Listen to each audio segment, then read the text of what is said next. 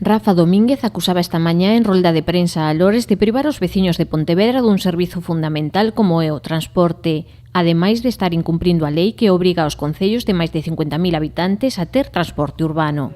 ¿Por qué no quiere transporte en Pontevedra? Yo no lo puedo entender muy bien, pero ¿alguien me puede decir una única medida que ha tomado el BNG de Lores en los últimos 20 años para facilitar el transporte urbano metropolitano en Pontevedra, cuando en 20 años no se ha tomado ninguna medida?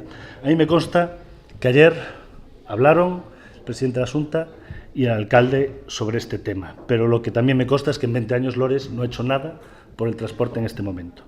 O Popular explicou que lle resulta incomprensible que nunha cidade na que se aposta por reducir o uso do coche non se ofrezan alternativas e comparou a inversión anual en transporte das cidades galegas, destacando que Pontevedra está moi por detrás das outras urbes. Las 7 ciudades de Galicia lo que gastan en transporte urbano, y este es el gasto. Vigo, 15 millones de euros, Coruña, 9 millones de euros, Orense, 6,9 millones de euros, Santiago, 5 millones de euros, Lugo, 2,2 millones de euros y Pontevedra, 85.000 euros. Esto es lo que gastan las 7 ciudades gallegas.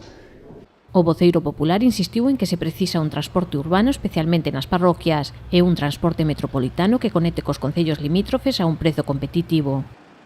¿Y de qué está privando al no tener transporte público, a no estar el transporte urbano ni el metropolitano? Pues está privando de varias cosas. Uno, descuentos en el autobús de hasta el 70%. Los viajeros frecuentes, descensos del 70%. Que los menores de 19 años vayan gratis en el autobús. Gratis. Que los transbordos sean gratuitos. Alguien que venga de Mollabao a Pontevedra y de Pontevedra al hospital, al CHOP, pasa de 2,7 euros a 80 céntimos.